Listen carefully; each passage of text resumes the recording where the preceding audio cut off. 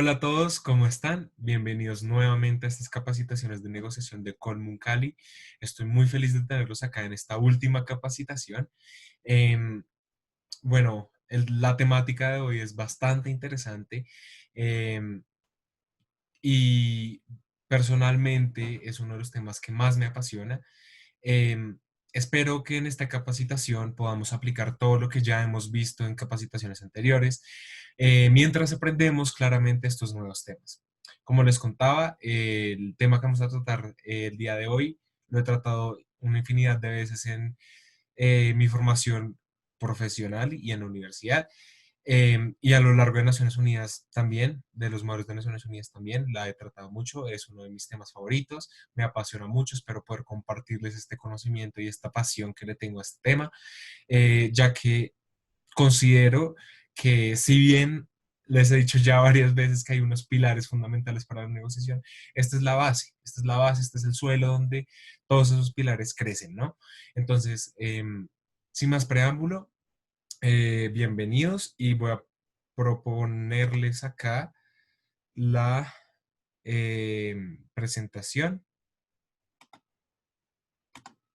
Entonces, listo, acá está perfecto.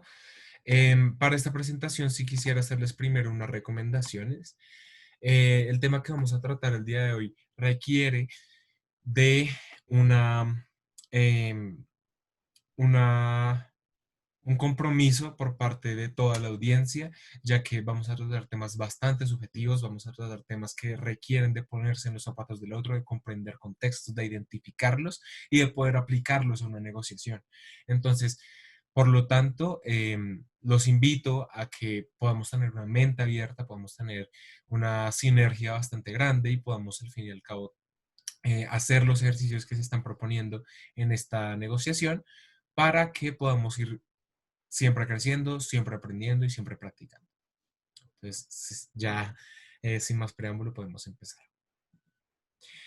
Antes, y como siempre lo hemos hecho en las anteriores capacitaciones, quiero que por favor vean esta imagen, para eso quito mi cámara. Eh, Quiero que vean esta imagen, este va a ser nuestro primer ejercicio. Eh, Cuando vean esta imagen, por favor, en los comentarios de pues, YouTube, me gustaría saber qué ven en la imagen. Una descripción muy grande de qué es la imagen o de qué piensan que es la imagen. Pero este no es el ejercicio. El ejercicio que vamos a tener es el siguiente. Escojan a tres personas que hacen parte de la imagen. Cualquiera, no importa, siempre y cuando sean personas que les llamen la atención. Por cualquier razón.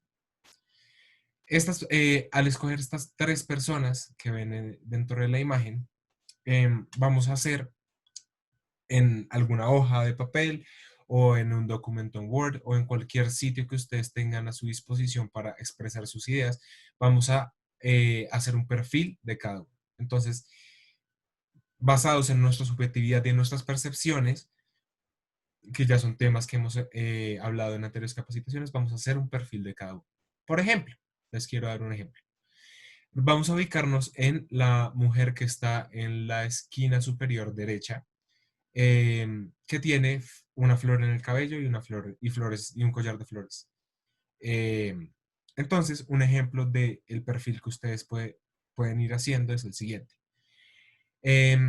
Esta mujer tiene un pelo rizado, tiene un tono de piel morena, tiene flores oriundas de Hawái o de una zona costera.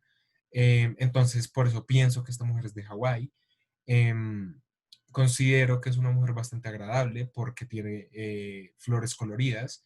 Eso demuestra pues seguridad. Del mismo modo, la mirada que tiene es una mirada seria, lo que implica que que pues a mi parecer es una mujer con bastante estricta, con metas, trabajadora, pero que al mismo tiempo es bastante amigable, es bastante servicial y está dispuesta a ayudar a la gente. Además, pienso que es una mujer bastante alegre por las flores que lleva y pienso que su cultura es bastante importante para ella y por eso la demuestra utilizando esa flor en la cabeza. Ese es un ejemplo de el perfil que les propongo hacer.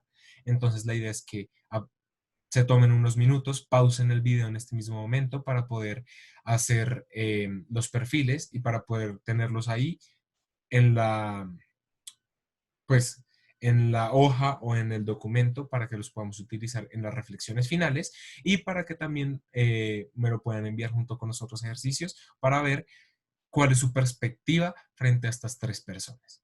Entonces, en ese momento puedes pausar el video para hacer esta actividad. Siguiendo entonces, después de hacer la actividad, eh, les quiero presentar esta parte fundamental de lo que es el trato. Entonces, el respeto y el trato digno. Esos son dos puntos, dos conceptos bastante importantes dentro de una negociación, que si bien son parecidos entre sí, eh, el trato digno contiene el respeto, es decir, el respeto hace parte del trato digno. Entonces vamos a enfocarnos ahora en definir qué es eso del trato digno, porque a veces nosotros lo utilizamos sin saber precisamente qué es. Una definición de este concepto que es tan grande y tan amplio es que el trato digno es la forma en la que una persona se dirige y trata, como su nombre lo dice, a otra persona con dignidad y con valores. Entonces, ¿qué es lo que pasa? Dentro de la dignidad y dentro de los valores se encuentran varios otros, digámoslo así, subvalores que conforman el trato digno. Entonces, un trato digno está compuesto de respeto, de entendimiento, de, em, de comunicación, de una mente abierta, por ejemplo. Entonces, son varios valores, virtudes que forman ese trato digno. Eh, el trato digno como tal es un concepto que, como ustedes pueden ver, es bastante amplio. Entonces, a veces puede tornarse subjetivo, por eso lo complemento con el respeto. El respeto es una cosa que nosotros a veces damos por sentada. Sí, tenemos que ser respetuosos, pero ¿hasta qué punto es ese respeto el merecido por una persona? Dentro del trato digno, una parte importante es que nosotros debemos tratar a cualquier persona con la misma dignidad. Es decir, si es una persona con diferente estatus socioeconómico, de diferente raza, diferente religión, de diferente postura política o partido político, siempre es necesario tratarla con dignidad, porque así esperamos que esa persona nos trate con dignidad a nosotros. El darle dignidad o el tratar con dignidad a una persona es enaltecer simplemente el hecho de que es persona. ¿A qué me quiero referir?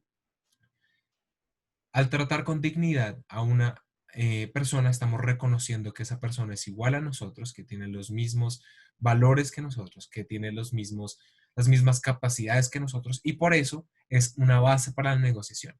Porque ustedes no van a negociar con una piedra, ustedes no van a negociar con un tronco, ustedes van a negociar con un ser humano que merece ser tratado con dignidad. Entonces, teniendo en cuenta eso, vamos a decir lo más importante para la negociación, que es el trato digno y el respeto son las bases para el diálogo. Si usted quiere entablar un diálogo con cualquier persona, siendo pedante, siendo grosero, siendo discriminador, eh, básicamente no va a lograr un diálogo, porque esa persona simplemente va a cerrar todas las puertas que puede haber abierto en algún momento o que tenga abiertas para escucharlo y se va a centrar en que lo está atacando. Y ahí vamos a cometer el grave error de cerrar una negociación sin haberla empezado. Y por eso les comparto este círculo. Entonces, ¿qué hace un diálogo? El diálogo es disposición, confianza, apertura, reflexión y valoración.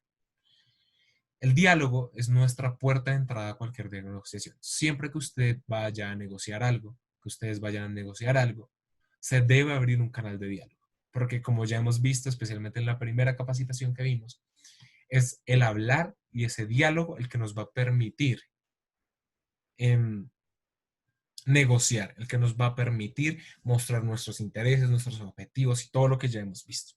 Entonces es importante tener esto en cuenta, tener el trato digno y el respeto en cuenta y que esta sea nuestro núcleo, nuestra base sobre los cuales se construyen los pilares de la negociación.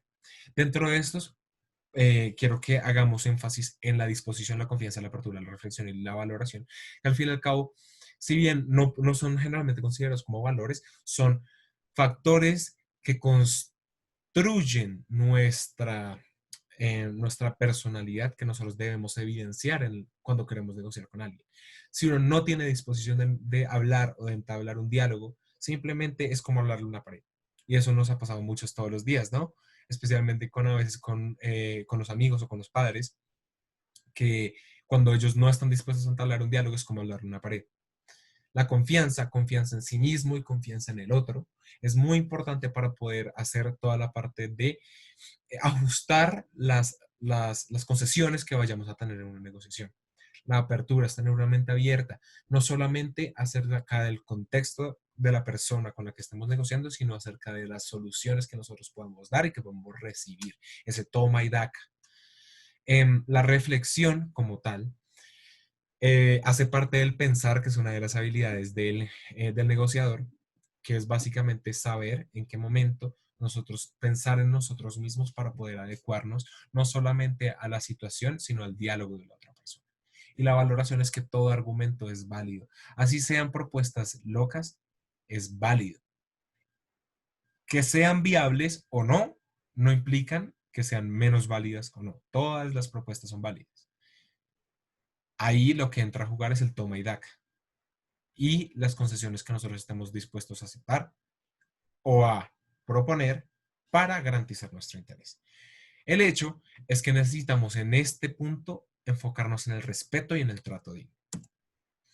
Por lo tanto, vamos a ver este tema muy grande que los invito a investigar mucho más. Acabamos a dar unas generalidades, entonces los principios del diplomático, qué protocolos siguen nuestros diplomáticos alrededor del mundo para poder hacer esas negociaciones, esas admirables negociaciones de un tratado internacional, de un tratado económico, de las negociaciones de Naciones Unidas, que al final conforman nuestro sistema internacional, forman nuestras sociedades y son extremadamente importantes para que nosotros tengamos en cuenta y para que nosotros los tengamos como punto de referencia.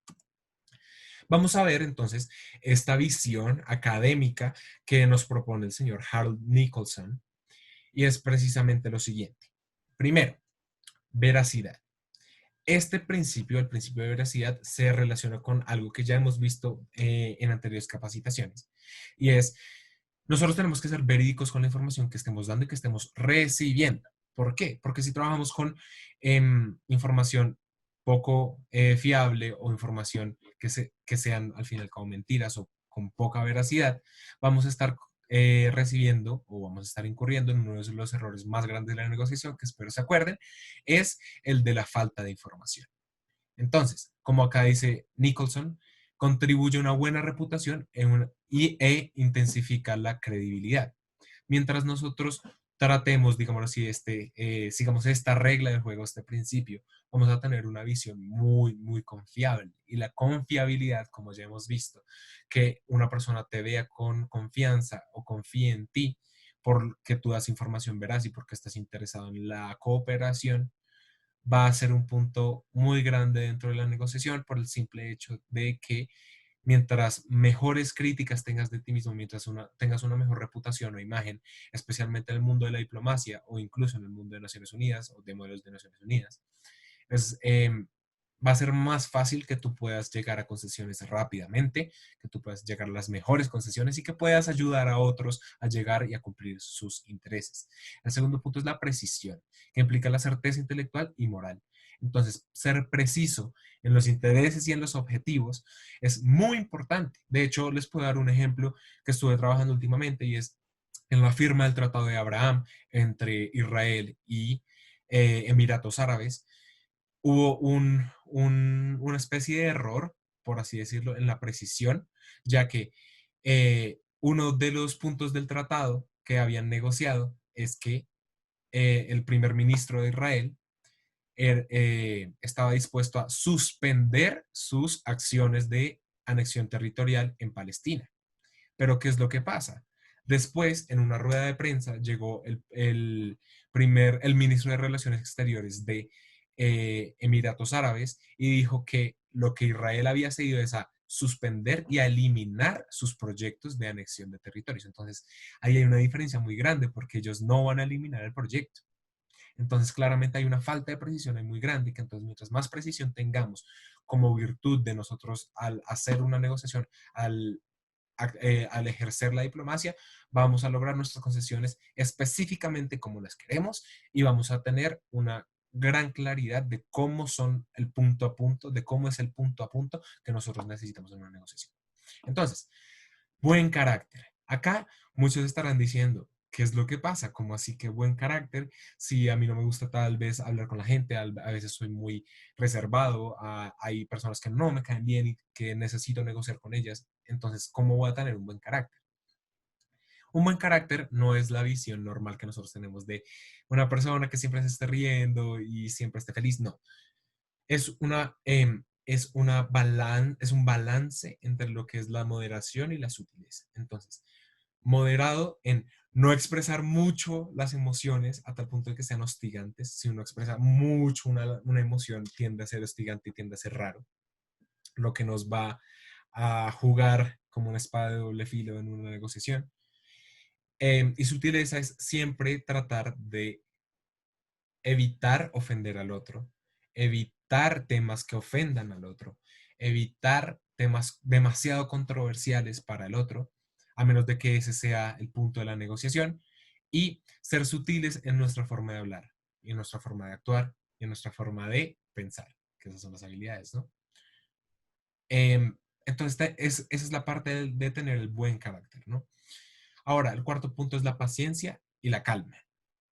Siempre en una negociación, especialmente en aquellas de carácter internacional y que requieren de la diplomacia, mientras más acelerado sea un diplomático, más va a ser, digámoslo así, tomado como una persona demasiado afanada, demasiado impositiva.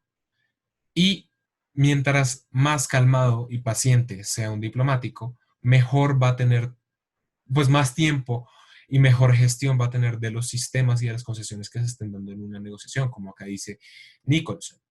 Guardar imparcialidad y precisión.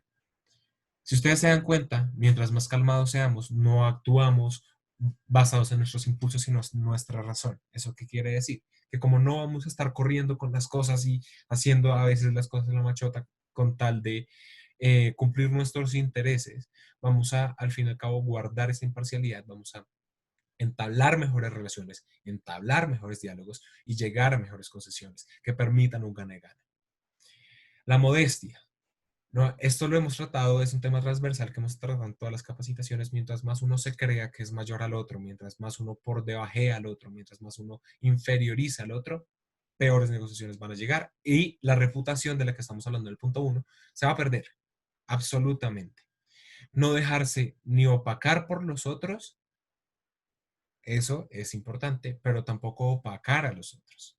Entonces, ahí muy bien lo dice Nicholson, eh, no dejarse envanecer y jactarse con las victorias y éxitos. Si ustedes son excelentes negociadores, un aplauso, muy bien. Sin embargo, eso no los hace superiores a los otros, simplemente los hace con una habilidad que pueden utilizar para la cooperación. ¿Listo? Y estos dos puntos son muy importantes, el punto 6 y el punto 7. La lealtad a su gobierno es un punto que claramente acá sobran un poco en la negociación, pero en los casos de diplomacia y demás es muy importante y en los casos de modelos de Naciones Unidas es más importante. Acá se relaciona con toda la parte de política exterior. Cuando ustedes están en un modelo de Naciones Unidas, deben respetar su política exterior.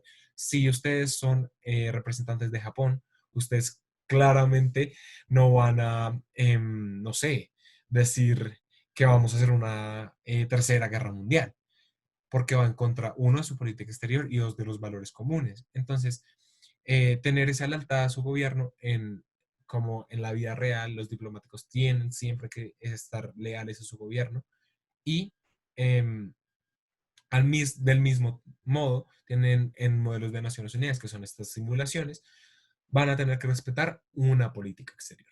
¿Listo? Ahora, en el punto 7 se relaciona bastante, que es el respeto y la lealtad del país que los hospeda. Siempre que uno llega a un nuevo entorno, sea un modelo de Naciones Unidas, de una universidad o de un colegio, o un lugar diferente donde lo estén recibiendo a uno siempre debe actuar con respeto y uno siempre debe actuar respetando las culturas, los contextos, las tradiciones, los pensamientos de quien le está hospedando. Eso es muy importante y ya veremos bastantes ejemplos de fallas que han tenido los diplomáticos grandes en esto. Y además, Es importante tener eso en cuenta y para eso voy a hacer una leve comparación. Cuando uno lo invitan a la casa de un compañero o de un familiar, uno actúa con respeto. Uno siempre actúa con respeto. Uno no puede llegar así, abrir la nevera, sacar toda la comida, ensuciar todo. Claramente no, porque eso se ve uno mal, da una mala imagen de uno mismo, crea tensiones con la familia que lo está hospedando o con la persona que lo está invitando. Entonces, claramente esto se aplica y se puede trasladar a los temas internacionales y a la diplomacia e incluso a la negociación.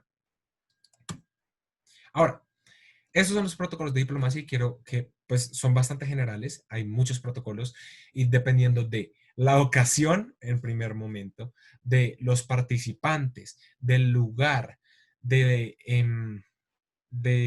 las personalidades de las culturas, van a haber protocolos muy diferentes en un panorama internacional. Sin embargo, en la negociación, y por eso recopilo estos 4 puntos en específico, vamos a tener unos protocolos diplomáticos. Estos protocolos diplomáticos los aplico bastante en modelos de Naciones Unidas, ya que permiten que una negociación sea efectiva. Primero es la neutralidad, respetar a las culturas y evitar temas controversiales. Eso ya lo vamos a ver en contados minutos. Así que lo voy a dejar un poco al aire para poderlo profundizar después. Entender las ceremonias, esto es muy importante cuando llegan, por ejemplo, reuniones de líderes o reuniones de diplomáticos o reuniones de primeros ministros o de ministros de relaciones exteriores alrededor del mundo. Es importante entender estas ceremonias, tanto ceremonias del sitio de origen como ceremonias del sitio receptor, son muy importantes. Uno no, por ejemplo, hay sitios en el mundo donde mostrar la suela del zapato mientras uno cruza la pierna es una falta grave de respeto, o, eh, o pues no ingerir toda la comida que se le ofrece es una falta de respeto, o tocar a un mandatario es una falta de respeto.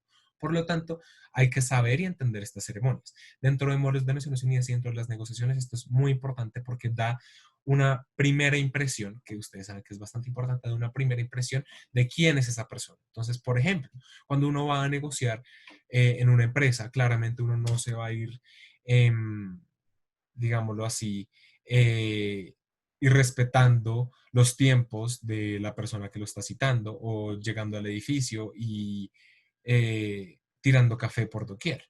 Claramente esto va en contra de las ceremonias que tiene el sitio, de las ceremonias, y también hay una parte muy importante que es la parte simbólica de las ceremonias. Entonces, hay que entender eso y eso en muchos casos ha causado bastantes problemas, porque hay pequeños puntos que simbolizan grandes em, formas de pensar al negociar. Por ejemplo, el símbolo, no sé, de, de el sol para Japón es muy importante. Entonces, claramente, si ustedes llevan un sol o algo no representando esa cultura, puede ser que esa simbología sea ofensiva. O si ustedes van a negociar con un país árabe y llevan una bandera de Israel, claramente eso puede llevar a tensiones. Entonces, es importante entender esas partes ceremoniales. Del mismo modo, y pasando a otro punto, es el acercamiento y extroversión. Si ustedes son introvertidos, claramente esto es un factor que podemos trabajar y que se puede trabajar con muchas formas, pero cuando una persona trata de entablar relaciones y un diálogo con ustedes, eh, quedarse callado o simplemente no responder o responder con monosílabos puede demostrar una falta de interés, que eso en una negociación es muy importante porque nosotros nos enfocamos en el interés de las otras personas, claro. Entonces, em, es importante que estos acercamientos sean, si bien directos o indirectos, como acá pueden ver, con cartas o encuentros, se enfoquen en el trato a la otra persona, en un trato respetuoso, en un trato amable, en un trato de confianza, en un trato de intercambio de información, porque al fin y al cabo, mientras más cerrados estemos nosotros, más cerrados van a estar ellos. Por último están las percepciones. Las percepciones ya las habíamos visto, entonces voy a pasar un poco más rápido en este tema, que es el actuar y el hablar. Estas percepciones, si uno habla tal vez con eh, sin mucho, sin mucho respeto hacia la otra persona o con un lenguaje un poco coloquial hacia otra persona, claramente esto va a incidir en la percepción que ustedes tienen como negociadores y en las percepciones que tienen los negociadores a ustedes y viceversa. Les doy un ejemplo. Cuando Donald Trump, y vamos a hablar bastante de este personaje, cuando Donald Trump habló en sus discursos presidenciales, mucha gente cambió su percepción hacia él por el simple hecho que utilizó lenguaje bastante agresivo, actuó de manera agresiva, entonces claramente eso cambió muchas percepciones. Así este mandatario no las quisiera representar de esa forma. Entonces, claramente, esto es muy importante para una negociación porque forma las bases, las percepciones, esa primera impresión. Esos protocolos de diplomacia crean esa primera impresión que uno tiene al negociar con una persona, especialmente si se da en un contexto internacional. Ahora, en Naciones Unidas, en los modelos de Naciones Unidas, pues yo, esto es de creación propia, entonces recopilé como estos factores que para mí son extremadamente importantes y que yo como mesa también he tenido bastante peso en los criterios. Entonces, la amabilidad y el respeto siempre, siempre es necesaria esa amabilidad y respeto para poder hacer negociaciones. De lo contrario, no van a lograr nada. Mente abierta, que es una mente abierta no es aplicar todo lo que te estén diciendo, no es ceder en absolutamente todo. Por lo contrario, es entender la posición de otra persona y ver a ver cómo se puede acoplar a las tuyas. Y claramente, si no se puede acoplar directamente a las tuyas, ver qué puntos de esas dos, de esa divergencia y de esa tensión entre las dos percepciones puede ser un punto común. La colaboración, importantísima. Si ustedes no colaboran en una negociación, implica que el otro no va a colaborar y se van a cerrar todas las puertas, de un lado y del otro, y no va a haber negociación. Eso tiene que ver con la cooperación de la cual ya hablamos. Y por último, pero no menos importante, la pedagogía. Siempre que uno vea que una persona no entiende o necesita un empujón para poder lograr sus intereses, es importante que nosotros tengamos en cuenta que los modelos de Naciones Unidas siempre son para aprender. Siempre son espacios de pedagogía, siempre son espacios para que nosotros crezcamos en habilidades propias, en un crecimiento personal y en un crecimiento académico y profesional. Por lo tanto, ser eh, de este modo capacitadores, ser profesores, ser ayudas, es muy importante dentro de los modelos de Naciones Unidas. Y acá resumimos el gran tema de la capacitación de hoy, que es el trato hacia la persona. ¿Listo? Acá les tengo un ejercicio que es básicamente el segundo link que hay en esta página y es principal y consta de lo siguiente. Primero voy a explicar los links y después les voy a explicar cómo es el ejercicio. El primer link es un link de Hortensia Orsini, que pues es un personaje pues es una mujer bastante ilustrada en los temas de seguir protocolos, en los temas de esa diplomacia de protocolo, de la diplomacia y de cómo seguir correctamente los protocolos para poder dar una buena impresión, uno, para poder evitar los errores en protocolo, dos, y para evitar ofender a las personas. Entonces ella tiene una cantidad de análisis de todos los diplomáticos que han pasado. Eh, entonces los invito, pues acá hay un ejemplo claramente, entonces los invito a verlo. Los links están en la descripción. Eh, y bueno, ahora sí vamos con el ejercicio. El ejercicio es el siguiente. En ese documento que les había pedido que abrieran o en esa hoja de papel que les había pedido que tuvieran al principio de la capacitación, donde espero hayan escrito el, los, sus percepciones sobre los tres personajes de la imagen, los perfiles que les había pedido, pueden elegir entre ver el video que muestra básicamente, de hecho se los voy a mostrar acá, muestra básicamente em, los errores en diplomacia que ha tenido Donald Trump, en, pues en estos años. Y el otro es básicamente un documento, perdón, un segundo, es básicamente un documento donde se puede ver los errores que Trump tuvo al presentarse con la reina de Inglaterra. Entonces, pueden ver este video, es bastante corto, es de 2 minutos. Vamos a ver una parte acá, por ejemplo.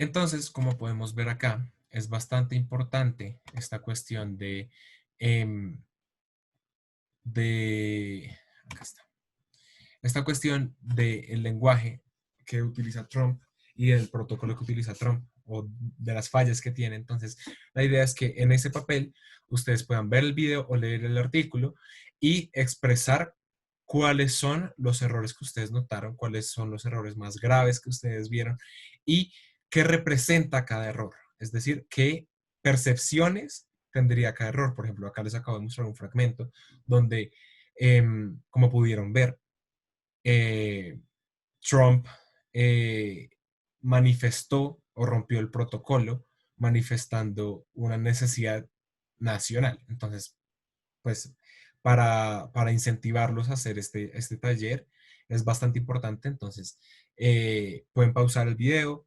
ver este link en YouTube o leer el, el comunicado y hacer este ejercicio. ¿Listo? Entonces, perfecto. Acá vamos a empezar con una parte que es, que es em, bastante difícil a veces de concientizarse de la misma, pero al fin y al cabo es una base, es un factor bastante importante y que incide en la negociación y en la percepción que tengan de uno mismo. Entonces, como acá dice, del buen trato al trato hecho. Buen trato simbolizando, yo voy a tratar bien a una persona porque es mi deber y es lo que yo quiero hacer. ¿Para qué? Para que al fin y al cabo pueda llegar más fácil a un trato hecho, que es lo que nosotros siempre buscamos en una negociación. Ahora, vamos a empezar con esta posibilidad de éxito. Como ustedes pueden ver en la imagen, la posibilidad de éxito siempre nosotros queremos que sea ascendente, que sea exponencial. ¿Eso qué quiere decir?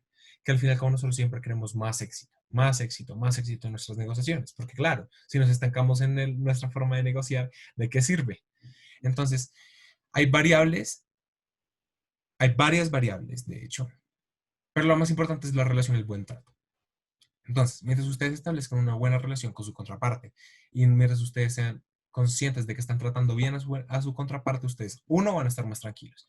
No van a tener esa inseguridad de, ¿será que lo estoy tratando bien? ¿Será que me va a decir que no porque no le caigo bien? Bueno, van a tener más seguridad si ustedes saben que lo están tratando bien. Uno. Dos, van a tener mayor campo de acción si ustedes tratan bien a una persona. ¿Por qué? Porque psicológicamente hablando, y esto lo han visto psicólogos a lo largo del mundo y a lo largo de la historia, en gran cantidad de textos y de artículos, que es, mientras uno trate bien a una persona, es mucho más fácil que ésta ceda, que ésta cambie sus percepciones, que ésta tenga una mente abierta y que ésta le abra puertas en una negociación. Entonces, ¿qué es lo que pasa? Este trato hecho va a ser mucho más fácil y ustedes van a poder acumular esos tratos hechos si ustedes tienen un historial de tratar bien a las personas. Tras de todo, hay unos beneficios extra que no tienen que ver con la negociación, que es entablar amistades, conocer nuevas personas, beneficiarse de los vínculos que tienen con estos negociadores o con la contraparte. Y quién sabe, cuando nuevamente tengan que negociar, si ustedes tienen un historial de tratar bien a un negociador, es mucho más fácil que las concesiones se den y que ustedes a corto, mediano y largo plazo logren sus intereses. Los factores que influyen en una negociación, claro, son las actitudes. Si uno entra en una negociación dormido, con una cara de amargado, si uno entra en una negociación alegre, si uno entra en una negociación serio, claramente estas actitudes que uno toma son extremadamente importantes y determinan cómo va a ser el ambiente de la negociación. Ustedes, cuando hablan con una persona, uno siente ese ambiente. Si uno eh, desea hacer un ambiente tenso, claramente entre aburrido, entre con la mente cerrada, entre simplemente no queriendo estar ahí. Ese va a ser un ambiente tenso, va a ser un ambiente tenso para todos. Lo mismo las expresiones. Cuando usted está escuchando a una persona y uno hace así, por favor vean mi cámaras en este momento, y uno hace así, o uno asiente con la cabeza, o uno dice que no con la cabeza, o simplemente se mira las uñas. Cada gesto, cada expresión demuestra una parte de su personalidad o una forma de expresarse. Ustedes pueden expresarse sin palabras. Y eso es lo que muchas veces hace de, de las negociaciones infructíferas. ¿Por qué? Porque siempre hay el negociador que se mira las uñas, eso muestra desinterés, que se toca constantemente, eso muestra nerviosismo, que simplemente está mirando a otro lado, eso muestra desinterés también, que dice que no a todo, eso muestra que está cerrado y que tiene una mente cerrada, o que simplemente sonríe a todo, eso puede ser también muy confuso. Entonces, traten de que, así como vimos en anteriores capacitaciones, que las manos muestren lo que ustedes están hablando, que también sus expresiones muestren lo que están hablando. Muchas personas que hablan con la cara incluso. Muchos mandatarios hablan con la cara, incluyendo a Trump, incluyendo a el presidente de Colombia, e incluyendo también a muchos, y esto es muy significativo, a muchos países árabes que hablan mucho con la cara y con los gestos. Del mismo modo, los acercamientos anteriores son bastante importantes porque es diferente, por ejemplo, uno negociar con una persona que acaba de conocer a negociar con un amigo de toda la vida. Esos acercamientos van a entablar relaciones vinculadas a habilidades blandas y vinculadas aunque suene redundante, acercamientos previos. Entonces, si uno tiene un buen acercamiento previo con una persona con la que va a negociar posteriormente, es mucho más fácil que la información fluya, es mucho más fácil que la confianza fluya, y es mucho más fácil de hacer un ambiente mucho mejor en la negociación. Lo mismo la confianza, de la cual ya hemos hablado mucho, y la visión y percepción, perdón, que se quiera dar. Esa visión y percepción es lo que hemos hablado durante toda esta capacitación. La idea es ser uno mismo y dar una buena percepción o dar una buena visión de sí mismo. ¿Sí? Todos somos excelentes personas. Confío en eso, en que somos todos excelentes personas. Entonces, simplemente demostrarlo de la mejor manera. Entonces, este demostrarlo de la mejor manera tiene que ver con una subjetividad. ¿Y cómo se construye la subjetividad? Si ustedes saben cómo se construye la subjetividad, van a poder modificar pequeñas aptitudes que ustedes están utilizando a diario para poder garantizar una negociación efectiva y un primer acercamiento y una eh, primera impresión bastante buena. Uno se basa en perspectivas. Ustedes deben tener en cuenta las perspectivas que tienen los que lo rodean a uno, la sociedad y el sistema internacional. Esas son las tres perspectivas que uno debe tener en cuenta. Entonces, por ejemplo, ¿cuáles son? Y los invito a responderme en, en el chat. ¿Cuáles son las perspectivas que se tiene, por ejemplo, de un musulmán? ¿Cuáles son las perspectivas que se tienen, por ejemplo, de un latino, de un estadounidense, de un europeo, de un japonés, de un chino? ¿Cuáles son esas perspectivas? Entonces, al saber las perspectivas que tenemos nosotros como sociedades y como ciudadanos del mundo y como ciudadanos de un país en específico, el construir esas perspectivas y tenerlas en cuenta, ya sabemos más o menos qué posición se puede tomar y ya sabemos a qué nos vamos a enfrentar. Pero ¿qué es lo que pasa? Nosotros no nos podemos dejar llevar por esas perspectivas, porque no todos los musulmanes son iguales, no todos los latinos son iguales, no todos los estadounidenses son iguales. Entonces, claramente nosotros vamos a tener una visión general de las cosas, pero no nos vamos a dejar llevar por las mismas. Del mismo modo, es importante tener estas perspectivas ligadas a uno mismo. ¿Qué percibe la gente de mí? ¿Qué percibe la gente de quién soy, qué percibe la gente de la sociedad a la que pertenezco. ¿Por qué? Porque en muchos casos podemos desmitificar eso y empezar una negociación con la imparcialidad, que ya la vamos a ver, o con la neutralidad. Ahora, las experiencias, nuevamente, el trato a la persona y el status quo en el que nosotros manejemos, la percepción que nosotros tengamos de esa persona después de haberla tratado ya, esas experiencias que ya hemos tenido con esa persona van a codificar. Por ejemplo, es muy diferente que uno sabe que, no sé, en quinto grado uno le prestó un lapicero a un compañero y ese compañero se hizo el loco y nunca se lo devolvió. Em, Cuando ya estemos en séptimo grado y ese amigo o ese compañero le vaya a pedir otro lapicero, usted va a contar en su cabeza esa experiencia y va a decir, no, yo a usted no le presté un lapicero porque no me devolvió el mío en quinto. Entonces, ¿qué es lo que pasa? Eso puede sonar muy rencoroso, pero no lo es. Son experiencias y em, pequeñas conexiones que uno hace pues en la fase de negociación que permiten entonces em, tener en cuenta quién es ese tipo de persona, ¿no? El conocimiento, nuevamente, eso ya lo hemos tratado, espero ya lo sepamos, es recopilar información sobre la otra persona, especialmente si no la conocemos, eh, que tiene que ver con el punto 4, que es la información que vamos a recopilar, qué información vamos a recopilar, entonces, quién es, qué le gusta, a qué religión pertenece, cuáles son su modus operandi, cuál es la percepción de otras personas frente a esa persona con la que vamos a negociar, esa es la información, y especificar y priorizar qué puntos de la información que vamos a tener.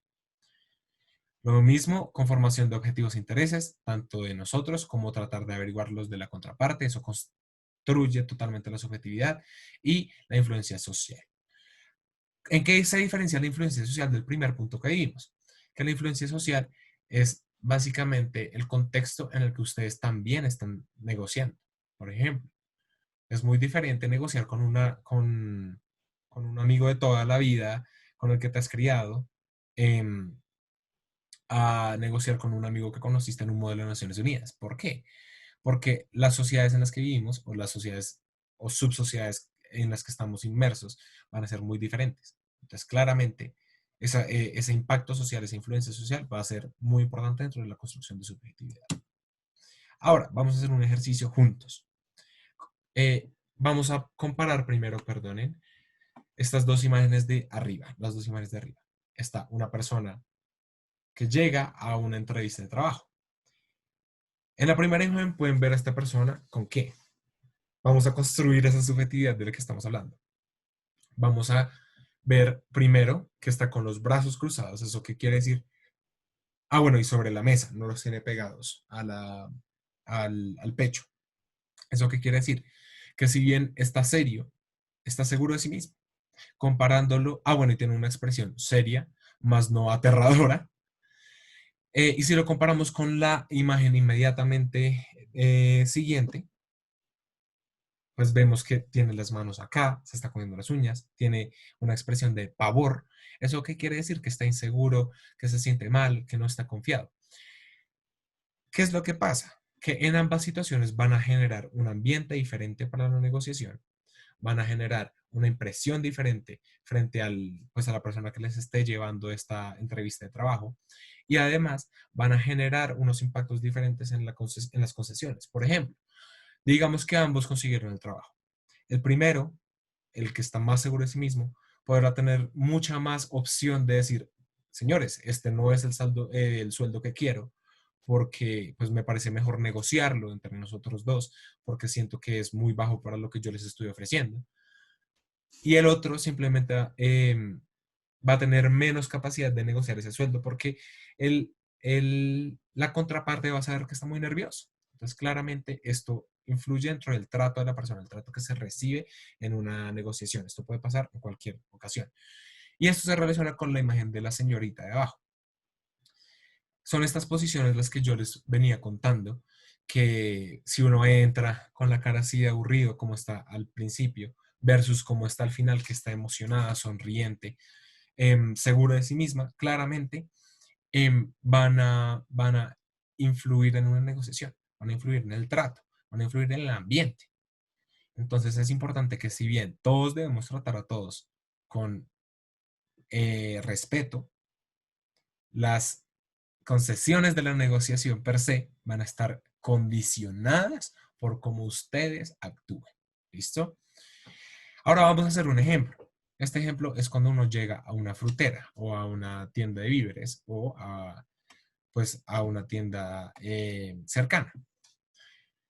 Es muy diferente si uno llega a esta señora que se ve muy amable diciéndole, no, yo no quiero comprar acá, me parece una falta de respeto. Si uno llega súper serio, súper amargado, el trato de la señora va a ser muy diferente, claramente porque se va a sentir ofendida. Pero si uno llega saludando con cordialidad, con los protocolos de respeto, claramente es mucho más fácil que la señora, cuando, no sé, usted necesite un tomate de más, la señora le diga, no se preocupe, yo se lo regalo, o no se preocupe, yo le bajo el precio, o no se preocupe, se lo cambio por una zanahoria. Entonces es mucho más fácil llegar a concesiones mucho más benéficas para ambos, para todos los contextos de la vida cotidiana, si nosotros tenemos en cuenta los principios que ya hemos visto. ¿Listo? Entonces, ahora vamos a hacer otro ejercicio. ¿Listo? Yo sé que son muchos ejercicios, pero la mejor forma de entender esta parte de la capacitación es por medio de los ejercicios y de lanzarse sin miedo. Entonces, en la misma hoja de papel que teníamos, les recomiendo entonces que la continúen a medida que vayamos haciendo estos ejercicios. Vamos a escribir primero, como un primer punto, en una hoja de papel, vamos a escribir las personas que más le importan a usted. Puede ser familia, amigos, conocidos, personas que tal vez no conozca muy bien, pero que representen algo muy grande dentro de su vida. Entonces vamos a imaginarnos que vamos a negociar con ellos.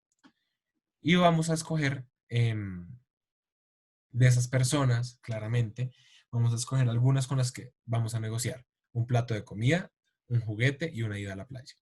Teniendo en cuenta que ustedes ya conocen a estas personas, es importante que después escriban qué les gustan a sus seres queridos, qué les gusta. Eh,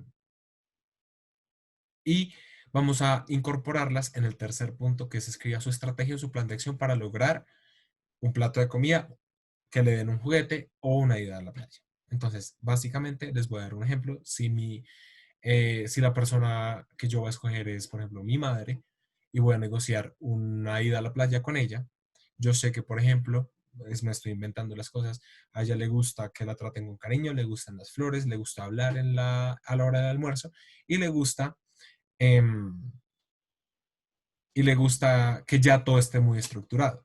Entonces, mi plan de acción sería esperar a la hora del almuerzo, por ejemplo, llevarle una rosa y decirle, mira mamá, te traje algo, vamos a comer juntos y mientras estemos en el almuerzo decirle, mamá, mira, tengo un plan contigo para este sábado a las 8 de la mañana, nos embarquemos en nuestro carro eh, para ir a la playa, ahí ya yo tengo reservada una carpa donde nos podemos quedar y donde nos podemos tapar del sol para que pasemos el día en la playa. Ahí utilicé las cosas que más le gustan a ella, lo incorporé en el plan de acción y así logré una negociación. Eso es lo que quiero que hagan. Entonces, también pueden pausar en este momento el video para hacer su ejercicio con toda la tranquilidad del mundo. Ahora, vamos a ver este punto que también es muy interesante y sé que muchos de ustedes van a tener controversia con lo que tal vez les diga y los invito a que si tienen preguntas, si tienen diferentes opiniones, me las digan con mucho gusto y podemos tener un debate muy chévere. Y aquí lo que quiero con lo que quiero que nos quedemos es adiós a los estereotipos y vamos a informarnos de cómo son las cosas, porque las percepciones generan a veces prejuicios y de esos prejuicios nos vamos a olvidar. A veces, de la falta de información incluso, nacen los sesgos y esos sesgos también los vamos a olvidar. Vamos a olvidarnos de todas esas concepciones comunes de las culturas alrededor del mundo.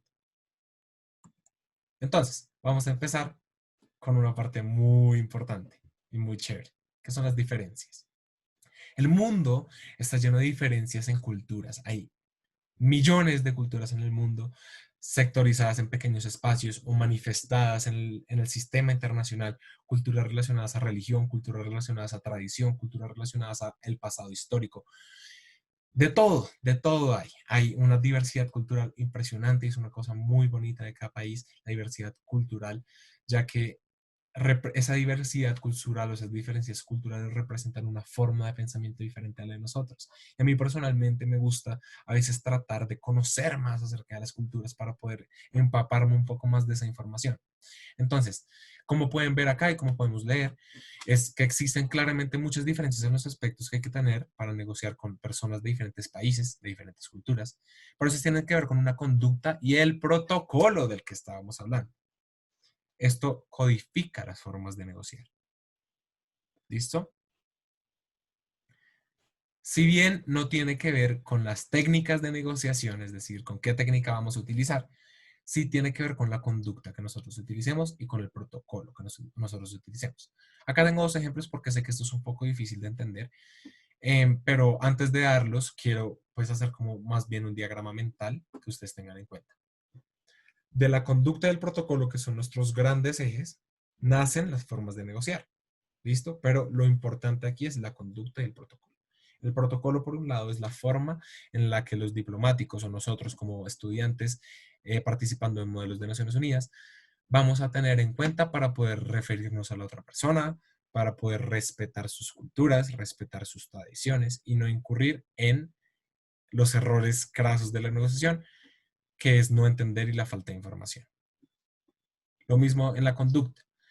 Tratar de siempre ser neutrales. La neutralidad que ya vamos a ver en contados también minutos eh, es muy importante porque la neutralidad al fin y al cabo nos brinda esa oportunidad de entender al otro bajo el simple hecho de que somos humanos. Podemos ser de culturas totalmente diferentes, tener muchos problemas históricos entre nuestras culturas, pero eso no implica que no nos podamos entender.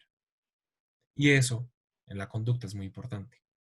Entender que conductas que tal vez los latinos tengamos ofenden a los europeos o no son bien vistas por los asiáticos y viceversa, ¿sí? Un ejemplo muy grande es cuando muchos diplomáticos latinoamericanos se remiten a diplomáticos japoneses. Los japoneses son un poco más reservados con el contacto físico, mientras los latinos somos bastante expresivos en eso. Entonces, por ejemplo, un abrazo, un apretón de manos fuerte o cualquier cosa puede ser tomado de formas más irrespetuosas o puede incomodar a la otra persona, que al fin y al cabo codifica con esa negociación porque desde un principio se van a sentir incómodos. Y aquí vienen los dos ejemplos. Primero, el ejemplo con la reina. Para los que leyeron el artículo, ya saben de qué se trata, pero para los que no, acá vamos a hacer un mini ejemplo. Generalmente, todas las personas que se refieren a la reina o que tienen contacto con la reina siguen un protocolo específico, con tiempos específicos, con conductas específicas y con formas específicas. Y lugares específicos, claramente. ¿Por qué? Porque la reina per se utiliza también un código de vestimenta según un protocolo, utiliza unas acciones según un código de conducta y demás. Entonces, cuando Trump eh, se encontró con la reina en una visita oficial, primero la dejó esperando, eso es muy mal visto y eso al fin y al cabo demuestra muchas cosas y da para la interpretación de muchas otras, por ejemplo, que el interés que tiene este mandatario frente al respeto de la reina o frente al país al que se está refiriendo, al ser esta la jefe de Estado. Em, del mismo modo, eh, ha tocado en repetidas ocasiones a la reina, que eso es una falta gravísima al protocolo porque todos los diplomáticos saben que a la reina no se le toca. ¿Por qué? Porque es una medida de seguridad, es una medida que se ha instaurado a lo largo del tiempo. Entonces, claramente, haya incurrido en muchas dificultades que pueden incidir en la negociación. La reina podría en cualquier momento ofenderse plenamente por esos irrespetos y simplemente dificultar las negociaciones. De hecho, hay un artículo muy interesante que dice que en una de sus reuniones la reina utilizó correctamente su protocolo de vestimenta poniéndose una de las tiaras que representa eh, la protección contra el mal mientras estaba en una reunión con Trump. Trump ni se dio cuenta de eso, pero la reina lo que le estaba era haciendo un llamado simbólico a que Trump era una amenaza a la seguridad. Eh, Entonces, pues claramente esto demuestra las tensiones que ya han habido por estas faltas de protocolo del mandatario. Eso es lo que nosotros no queremos que pase, porque el trato, como ya les dije, codifica a un trato hecho. Lo mismo pasó acá con el primer ministro japonés, que pues esta es una tradición que tienen los japoneses de alimentar a sus peces koi, que son bastante sagrados, bastante importantes dentro de la cultura japonesa, entonces se alimentan poco a poco, representando su religión shintoísta y demás. Entonces claramente era algo, un gesto muy importante invitar a otro presidente a alimentar estos peces. Como ustedes pueden ver, ahí están vestidos tradicionalmente con una forma tradicional de hacerlo. Y lo que sucedió fue esto. En vez de seguir los protocolos y seguir la conducta que era deseada, el presidente Trump hizo lo que él pensaba correcto y claramente rompió una tradición, rompió una manifestación cultural, lo que al fin y al cabo ofendió bastante a los japoneses y demostró ante la comunidad internacional la falta de interés que tiene este mandatario de responder frente a las culturas de los demás. Esto es bastante grave porque codifica las negociaciones que vayan a tener estos países en el tiempo o las precauciones que vayan a tener estos países como Japón frente a las negociaciones con Estados Unidos. Lo mismo, acá vamos a ver una parte muy importante del qué hacer, parece cómo voy a lograr incorporar estos conceptos a mi vida. Bueno, primero informarse de todos los protocolos. Siempre que ustedes vayan a hacer una negociación de gran carácter, informarse de los protocolos y si no hay, porque recordemos, las negociaciones pueden surgir en cualquier momento y en cualquier lugar. Entonces, si ustedes no tienen un documento que diga, este es el protocolo, saber qué es lo que le molesta a la otra persona es el protocolo que nosotros vamos a seguir. Si a mí me molesta que me griten, por ejemplo, sabemos que el protocolo que vamos a seguir, que la conducta que vamos a utilizar es hablar pasito. Entonces, averigüen eso, averiguar, informarse es lo más importante. Dentro de las negociaciones, ahí sí, en cualquier momento es muy importante tener en cuenta estos cuatro temas que ya los habíamos mencionado antes y ahora los vamos a profundizar. Evitar temas como la política, el fútbol, la religión y la cultura. Son estos cuatro temas importantes que deben tratar de ser evitados. ¿Por qué? La política, claramente hay diferencias políticas que dan para encontrones. Y si usted trata de romper el hielo con asuntos políticos, puede terminar en una disputa y en un cierre de la relación y en un cierre de la negociación. El fútbol se ha convertido en un evento bastante politizado, como podemos ver en nuestra imagen de la derecha, que es un jugador de fútbol representando a una nación eh, y haciendo un símbolo con las manos que ofendió a la tribuna del otro estado porque claramente eh, representaba, bueno, en resumidas cuentas, representaba un evento histórico donde hubo un conflicto entre estos dos países que estaban compitiendo en el partido y se formó un gran lío después de este partido justamente por estas representaciones. Entonces, en la política representada en el fútbol es bastante importante y por eso se sugiere que no se utilice este tema ni para romper el hielo ni para ser parte de la negociación. Religión. La religión es un tema bastante cerrado y que todos sabemos que es bastante controversial. Y la cultura, nuevamente, ligada a la religión, es un tema de subjetividad que nosotros no podemos cambiar y que no deberíamos querer cambiar, sino más bien entender. Y por eso es preferible no tocarlo o no criticarlo tampoco. Si uno no tiene nada, ahí entra textual lo que, lo que nuestras abuelas nos dicen, que es si usted no tiene nada bonito o nada bueno que decirle a la otra persona, mejor no lo diga, porque esto rompe con los lazos que uno necesita, que uno necesita cultivar dentro de una negociación. Lo mismo, encontrar puntos en común que puedan compartir. Es muy fácil encontrar puntos en común, especialmente con personas que uno tal vez no conoce, porque mientras uno más se abre, esto no significa dar toda la información del mundo, ¿no? Sino mientras uno se va abriendo, uno ve que a la otra persona le corresponde. Cuando uno encuentra un punto común, tratar de explotarlo lo más posible para poder fortalecer estas relaciones que se necesitan para una negociación. Y ahora, utilizar los cumplidos de forma moderada y cuando en serio se tenga interés. Por ejemplo, si uno llega a la casa de un amigo con el que va a negociar, decir, hey, me gusta mucho tu casa, es muy bonita, está muy organizada, o me gusta mucho que entra luz a la casa. Claramente esto no es, como nosotros decimos coloquialmente, lambonear a la otra persona, porque los cumplidos deben ser moderados y deben ser utilizados en espacios específicos, sino que es básicamente cuando en serio se tenga interés en algo. Cuando, por ejemplo, hey, me gusta mucho la corbata que estás utilizando.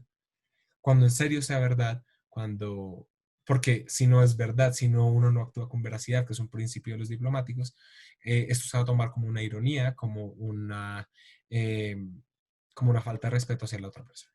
Entonces, eso es lo que podemos ver, por ejemplo, en la imagen de abajo, donde está el primer ministro francés, bueno, eh, el presidente francés y el primer ministro de eh, Inglaterra, de Reino Unido, y el primer ministro, miren la forma en la que está sentado, es totalmente irrespetuoso y denota que no tiene respeto frente a la persona a la que se está refiriendo. Por lo tanto, ahí hay un error craso en la negociación, desde un principio. Ahora entramos en la neutralidad. Fíjense, acá estamos en la expresión cultural de la Asamblea de Naciones Unidas. Como ustedes pueden ver, acá hay varios países representando sus culturas y eso es lo que nosotros queremos llegar, que ante la diversidad de culturas que hay en el mundo, ante esta diversidad que hay en el mundo, nosotros poder actuar con neutralidad. Eso no significa desconocerlas. Es decir, eh, por ejemplo, si yo voy a negociar con una persona proveniente de África, por ejemplo, yo no voy a desconocer su religión, yo no voy a desconocer su cultura, sino que yo no voy a criticar su cultura, yo no voy a hacer comentarios hirientes sobre su cultura, yo no voy a tratar de buscar una forma de criticarla o de menospreciarla, sino saber que esta persona tiene su cultura, tiene su religión, cuál cultura es, cuál religión es, y simplemente aceptarla y decir, claro, esta es una persona, o interesarse incluso, como, wow, yo no sabía esto, quiero aprender más. Y esto es muy importante dentro de los modelos de Naciones Unidas y dentro de la diplomacia. El interés, pero la neutralidad, actuar con neutralidad. No, no decir que porque una persona, por ejemplo, es cristiana, tiene más derechos que una persona que sea musulmana, por ejemplo. Entonces, o que profese el Islam. Claramente no. Entonces, esta es la neutralidad que necesitamos. Ahora vamos a esta última parte ya de la capacitación, que es el contexto de las personas. Es muy diferente aprovecharse a, a saber sobre el contexto y cooperar en este mismo contexto, ¿sí? Cuando uno sabe las dificultades que tal vez una persona pueda tener, es muy diferente tratar de explotarlas para que la persona dé una concesión o tratar de buscar una concesión mayor por este mismo contexto que tienen las personas, a ayudar, cooperar para que esa persona no solamente pueda superar ese contexto, pueda mejorar ese contexto, sino que se pueda llegar al gana-gana en la negociación. Entonces, acá está el utilizar versus el cooperar. El utilizar, saber las dificultades, las posiciones o los contextos de la persona y utilizarlos para la manipulación, el chantaje o para llevar a las personas a un límite y conseguir mejores resultados. Eso suele pasar muchas veces en muchas negociaciones. Cuando una persona se entera, por ejemplo, de que, no sé, uno tiene tal vez un hermano que necesita un dinero para poder entrar a la universidad. Entonces, decir, y que entre en una negociación y que la contraparte le diga, yo sé que tu hermano necesita dinero para poder entrar a la universidad, entonces yo puedo darte este dinero, pero entonces tú no estás interesado en tu hermano porque no quieres hacer esta concesión, es que si no haces esta concesión, mira que tu hermano no va a entrar a la universidad y a ti te va a doler mucho. Claro, ahí está rebajando a una persona y se está aprovechando de su contexto para presionarla, para menospreciarla y para conseguir los resultados que tal vez sea un gana-pierde y muy posiblemente sea un gana-pierde.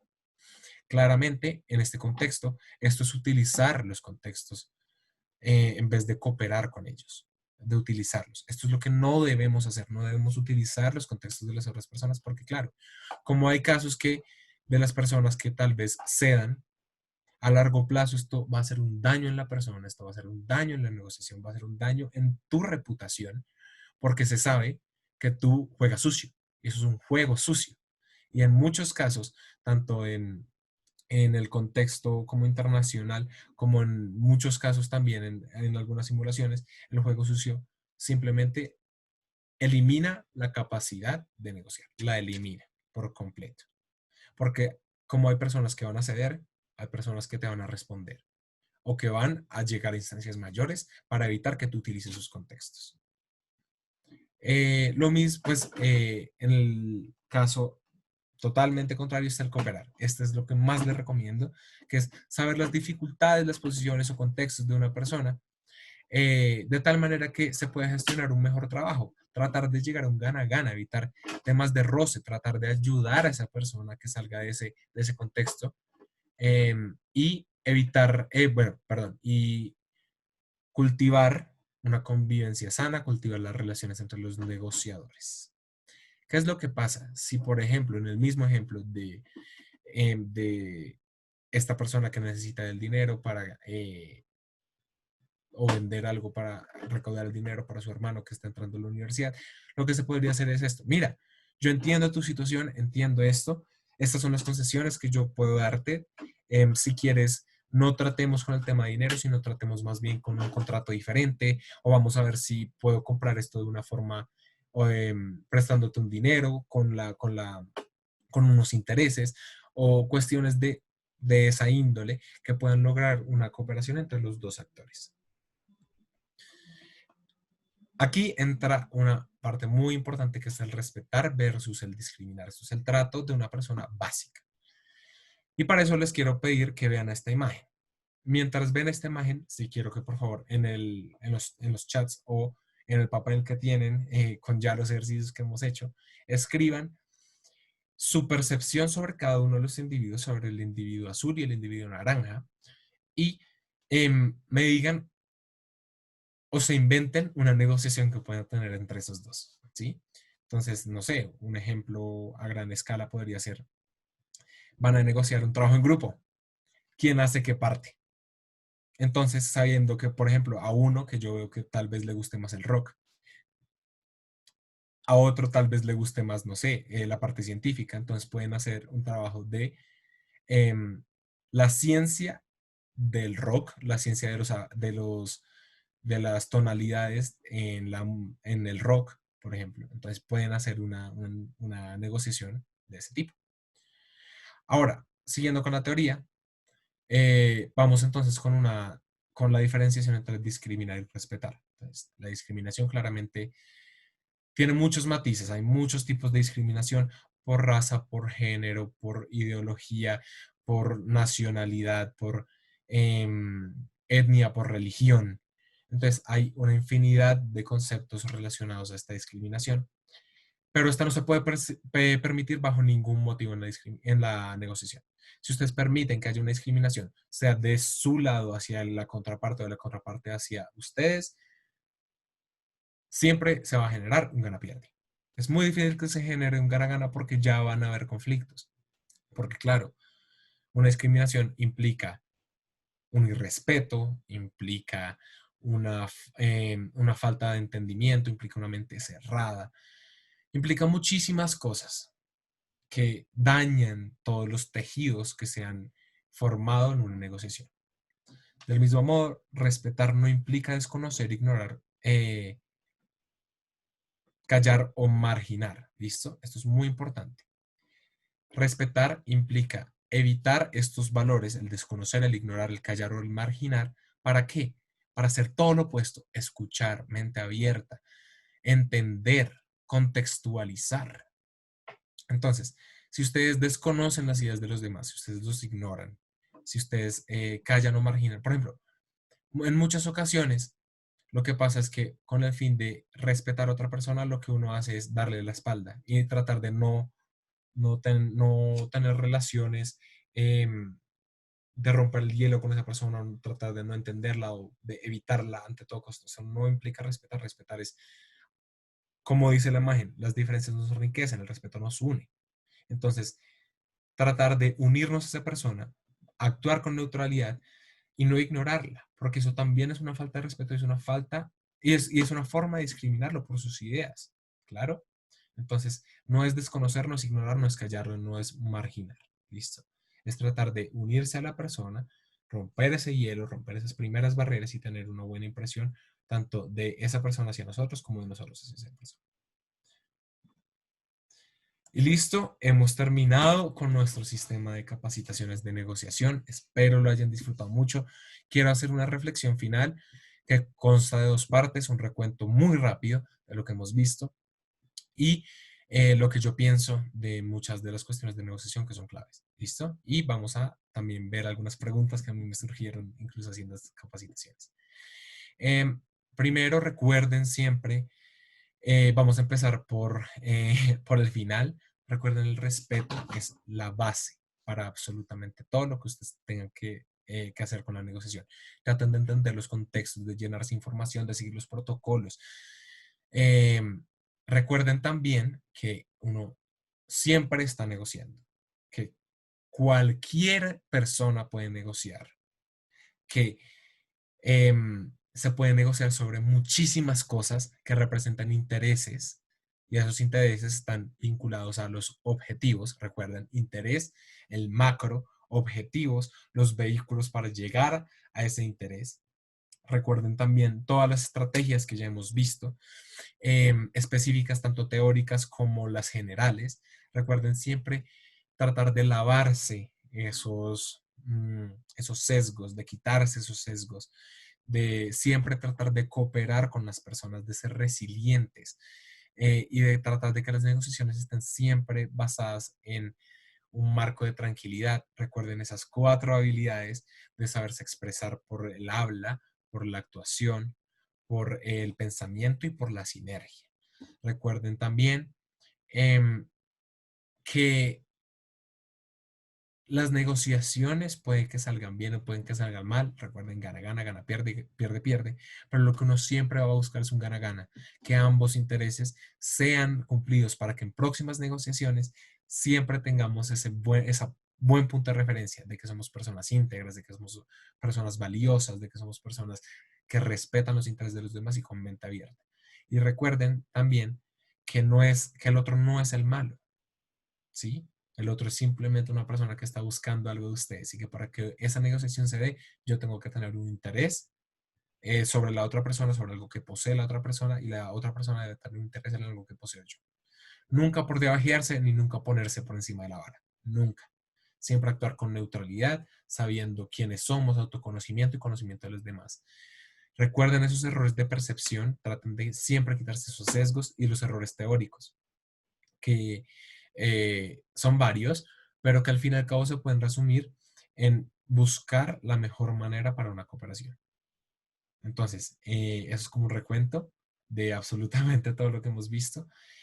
Quiero que también se lleven de estas capacitaciones una cosa muy importante, que son, para mí la negociación siempre está presente. Y la negociación es la mejor manera para resolver conflictos, la mejor manera para cambiar el mundo que los rodea. Siempre la negociación, si se da de una manera efectiva, si practican estas habilidades, si hacen un mayor esfuerzo para lograr ser mejores negociadores, van a lograr absolutamente, pues no todo, claramente, hay muchos matices, pero sí van a lograr muchas cosas que usted se propone. Si ustedes quieren cambiar el mundo a su alrededor, negocien sabiendo qué cambio quieren hacer. Del mismo modo, siempre piensen que la negociación, que no hay un tipo específico, hay muchas cosas que uno puede aprender de una negociación. Esto es solamente un abrebocas, hay mucho, mucho más que aprender sobre las negociaciones, desde los tipos hasta qué negociaciones han sido las más virtuosas, digámoslo así, o qué personajes han sido los más virtuosos en una negociación. Pero hay algo que sí quiero que se lleven y quiero que analicen mucho, que es que si ustedes se dan cuenta, la negociación en muchas ocasiones es subjetiva y que uno va fijando esos pequeños tornillos, va apretando esos tornillos y va limando esas asperezas para hacerse a sí mismo un negociador muy bueno. Cada quien tiene su estilo, cada quien utiliza técnicas y estrategias diferentes, claramente, según lo que ustedes consideren correcto. Pero cada quien, a medida que se van lanzando a esa experiencia de negociar en un ámbito académico o en un ámbito personal, van logrando muchas más, van logrando afinar, perdón, esas, esas habilidades. Entonces, tengo unas preguntas para ustedes, porque sé que pues, a mí me surgieron y me gustaría si alguno de ustedes tiene las mismas preguntas o tiene más preguntas, que las salgan que salgan a relucir en este mismo momento. Mis preguntas son, ¿cómo practicar más? A veces es muy difícil, especialmente en esta modalidad, practicar una negociación. ¿Cómo mejorar mis habilidades? Siempre vamos a estar mejorando cada día, siempre, porque uno siempre negocia y mientras más tengan lo aprendido en cuenta, mejores habilidades pueden surgir. ¿Qué teorías hay?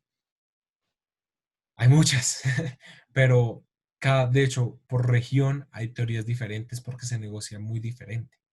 Es muy diferente incluso negociar con una persona proveniente de la costa que una persona proveniente del Amazonas. Solamente imagínense en nuestro país. ¿Cómo saber cuándo es un buen momento para negociar? Eso es una cosa que yo me pregunto desde que empecé en estas dinámicas de Naciones Unidas. ¿Cuándo es un buen momento? Cuando uno puede analizar a la otra persona y puede saber los límites, qué consejos nos podrían dar.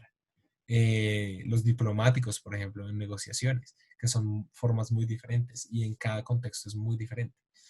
Hay tipos de negociador como los quizzes lo dicen y hay tipos de negociación en realidad o son cosas subjetivas. Claro, hay mucho por investigar, hay mucho por saber. Entonces, sin ser más, muchísimas gracias. Espero les haya servido para hoy, para mañana y para toda su vida. Y agradezco su tiempo, agradezco su espacio y su participación. Muchísimas gracias.